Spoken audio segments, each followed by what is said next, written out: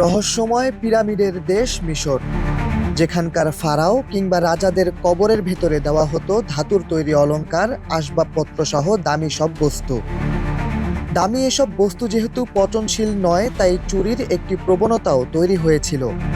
আর এভাবে মিশরে শুরু হয় নতুন এক বাণিজ্যিক ধারা, যেমনটি ঘটে পশ্চিম আফ্রিকাতেও স্বর্ণ উত্তোলনকে ঘিরে। প্রাকৃতিকভাবে আফ্রিকার মাটির নিচে রয়েছে বিপুল স্বর্ণ ভাণ্ডার, যা দেশগুলোর অর্থনীতির একটি গুরুত্বপূর্ণ নিয়ামক। এসব দেশে মজুদ থাকা সোনাই যেন এখন কাল হয়ে দাঁড়িয়েছে সাহেল নামক অঞ্চলের বুরকিনা ফাসো, মালি এবং নাইজারে। এই সোনাকে ঘিরেই পরিস্থিতি দিন দিন খারাপ হচ্ছে, বাড়ছে দেশগুলোর নিরাপত্তা ঝুঁকি।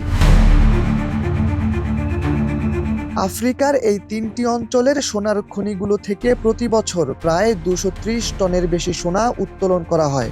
সরকারের পৃষ্ঠপোষকতা ছাড়াও স্থানীয় কয়েকটি গোষ্ঠী, এমনকি বিদেশি কিছু কোম্পানিও এখানে সোনা উত্তোলনের সঙ্গে জড়িত। তবে সমস্যা হয়ে দাঁড়ায় যখন এসব সোনা অবৈধভাবে পাচার হয় বা সরকারকে ফাঁকি দিয়ে উত্তোলন করা হয়। অবৈধভাবে উত্তোলিত এসব স্বর্ণকেই বলা হয় ব্লাড গোল্ড। বাংলাদেশের একমাত্র স্মার্ট সিটি বসুন্ধরা এখন আরো নিরাপদ, আধুনিকতায় আরো এক ধাপ এগিয়ে। এই অঞ্চলগুলোতে সোনা উত্তোলন নিয়ে এখন প্রায় সংঘাত তৈরি হচ্ছে সরকার, স্থানীয় উত্তোলনকারী এবং বিদেশি কোম্পানির মধ্যে। আফ্রিকা মহাদেশের বাইরের কিছু দেশও সরকারের অনুমতি না নিয়ে নেমে পড়েছে সোনা উত্তোলনের কাজে। সম্প্রতি বিষয়টি নিয়ে একটি প্রতিবেদন প্রকাশ করেছে বার্তা সংস্থা বিবিসি।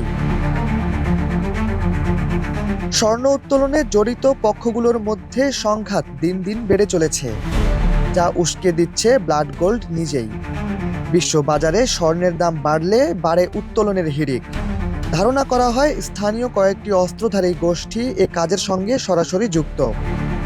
অবৈধভাবে উত্তোলনকৃত এসব সোনা পাচার হচ্ছে মধ্যপ্রাচ্য ও ইউরোপের বেশ কিছু দেশে।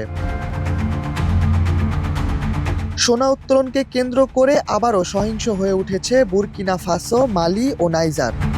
এক সমীক্ষায় দেখা গেছে 2010 সাল থেকে 2020 সাল পর্যন্ত এই তিন অঞ্চলে সামরিক খাতে ব্যয় বৃদ্ধি পেয়েছে 3 গুণ।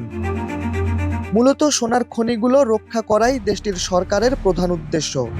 তবে এই অঞ্চলের নিরাপত্তা নিয়ে উদ্বেগ কমছেই না। মানবাধিকার সংস্থাগুলো রীতিমতো সরকার ও অন্যান্য গোষ্ঠীগুলোর দিকে বেসামরিক লোকদের ওপর নির্যাতনের অভিযোগ তুলেছে, যার ফলে দেশগুলোতে আবারও নিরাপত্তা নিয়ে উঠেছে প্রশ্ন। এবং বাইরের কয়েকটি দেশ এ সহিংসতায় যুক্ত থাকায় আফ্রিকার বাইরের দেশগুলোর জন্য ব্লাড গোল্ড যেন গলার কাঁটা।